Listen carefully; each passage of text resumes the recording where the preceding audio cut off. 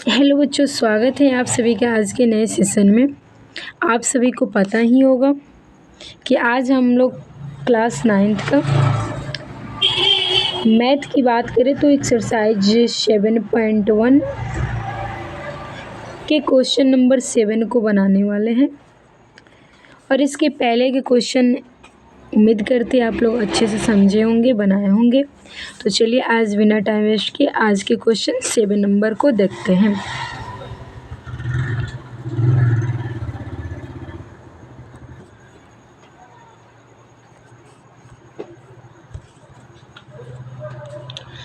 तो क्वेश्चन 7 क्या कहता है, इसको ध्यान से पढ़ेंगे और आप सुनते चलना और इसको समझने की कोशिश ज़रूर करना। कह रहे ए बी एक रेखाखंड है, यहाँ फिगर में दिख भी रहा होगा। ए बी एक क्या है, रेखाखंड है। और पी इसका मध्य बिंदु है। पी क्या है, मध्य बिंदु है। पी इसका क्या है, मध्य बिंदु है। मध्य बिंदु का मतलब पी जो होगा ना, ए बी को दो बराबर भागों में बांट रहा होगा, अर्थात ए पी की दूरी और बी पी की दूरी बराबर होगा। चिंता न करें, इस फिगर को हम खुद अलग बनाएंगे। कह रहे डी और ई रेखाखंड ए बी के एक ही ओर स्थित है। डी और ई रेखाखंड ए बी के कहाँ है, एक साइड ही है। ओके, कौन दे दिया है, B A D. B A D यानी ये वाला कौन बराबर कौन ए बी ई यानी ये वाला कौन बराबर दे दिया है। नेक्स्ट देखें, कौन ई पी ए यानी कुछ इस टाइप का कौन ये वाला कौन बराबर दिया है। कौन डी पी बी यानी इस कोण के बराबर दिया है। ओके, नेक्स्ट आपको सिद्ध करना है डी ए पी सर्वांगसम इतना। तो पहले हम लिखेंगे दिया है। दिया है में क्या दिया है उसको ज़रूर लिखेंगे। यहाँ पे हम लिखते हैं दिया है, दिया है। क्या दिया है, ध्यान से देखना।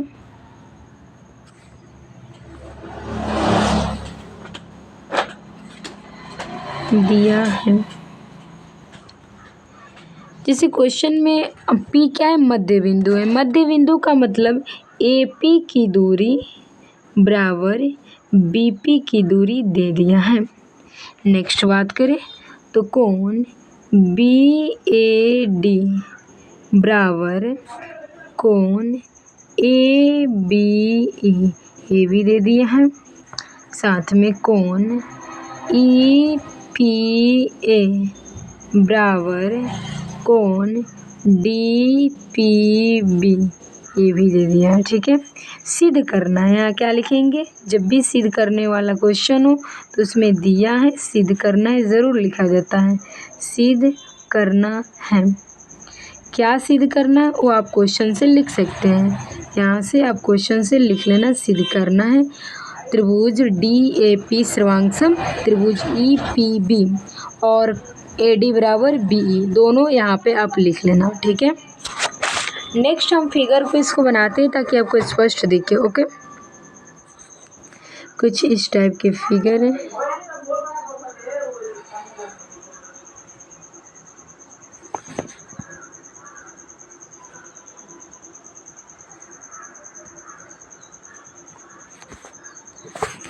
यहाँ पे इसको हम थोड़ा सा मिटा रहे हैं, इसको फिर से फिगर को हम बनाने का प्रयास करते हैं।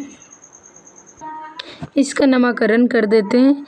यहाँ पे दिया है ए बी, यहाँ हो जाएगा पी।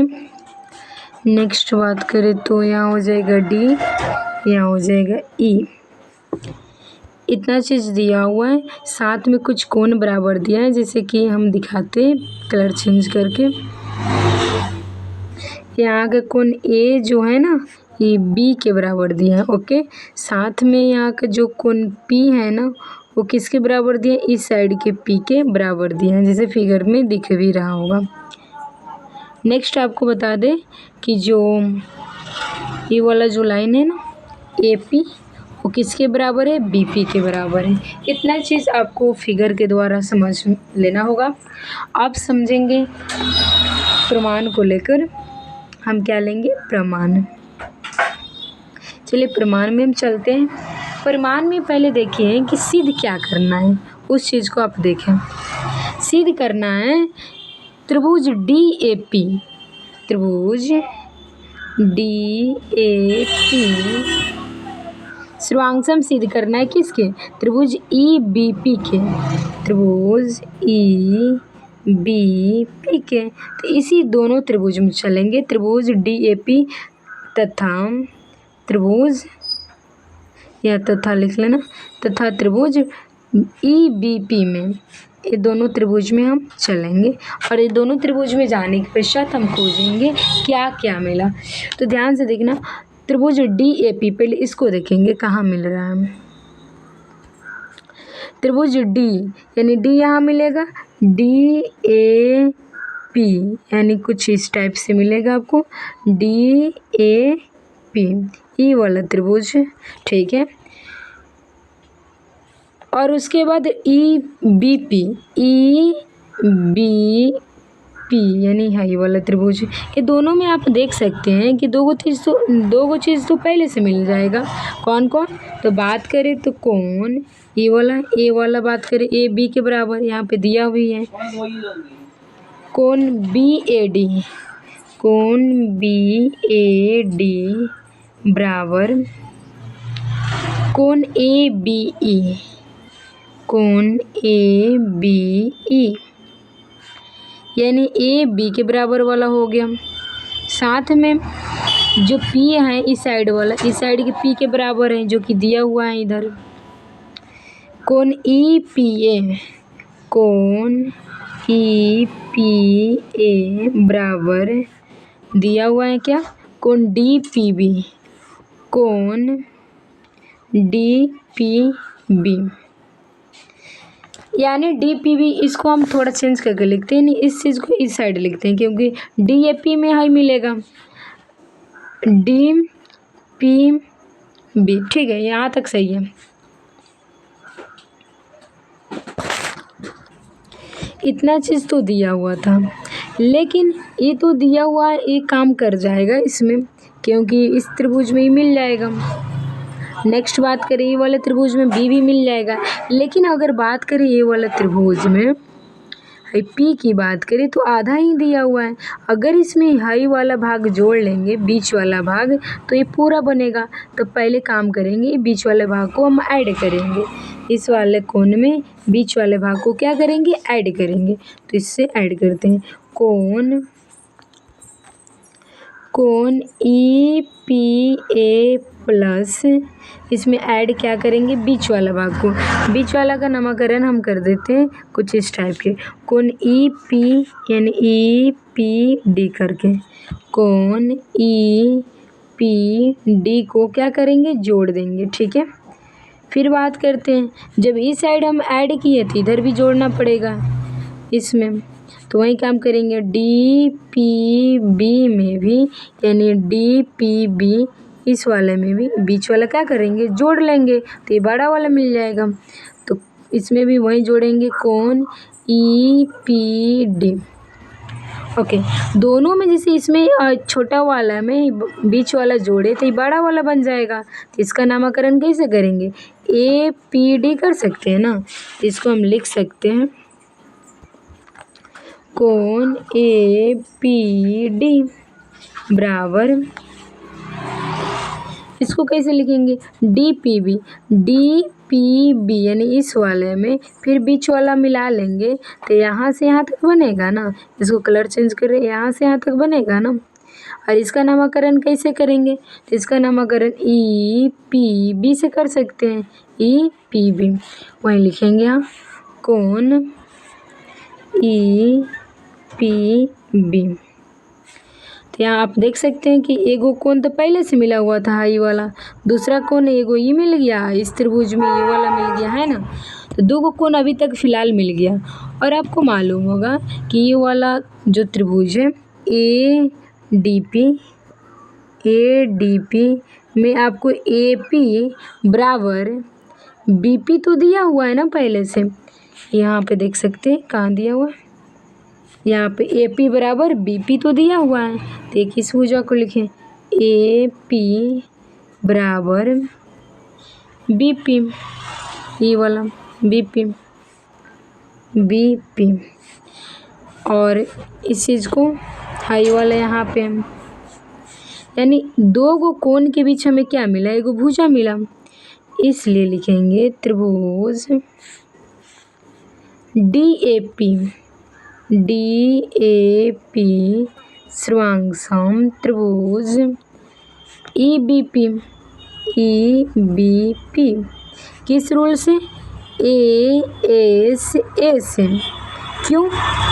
क्योंकि यहाँ पे देखिए एक कोण तो यहाँ मिला है, बीच में कुछ कैलकुलेशन करने के पश्चात एक कोण मिला हुआ है, इसलिए यह वाला कोण का मायने रहेगा, बीच में छोटा वाला कोण का मायने नहीं रहेगा। बस एक कैलकुलेशन हुआ है, इसको ऐड नहीं करेंगे, एक कोण इसको ऐड करेंगे, दूसरा कोण इसको लेंगे और तीसरा कोण नहीं भुजा मिला हुआ है इसको लेंगे। तो ये तीन चीज़ मिला, ध्यान से देखना, एक यहाँ कोण मिला, यहाँ भी कोण मिला और यहाँ कथी मिला, भुजा मिला, यानी दो गो कोण के बीच हमें क्या मिला, एगो भुजा मिला।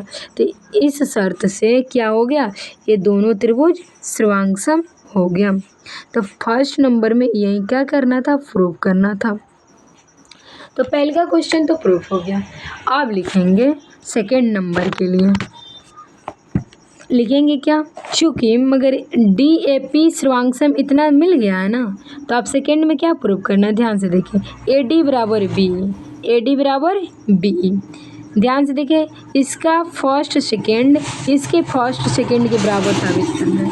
यहाँ से सेकेंड फर्स्ट यानी ए डी लिख सकते हैं ना, बराबर, या इसका बी ई लिख सकते हैं ना, सेकेंड फर्स्ट बी, यानी चूंकि ये त्रिभुज सर्वांगसम हो गया इसलिए हम लिख सकते हैं ए डी बराबर बी। ये सेकेंड नंबर भी प्रूफ हो गया।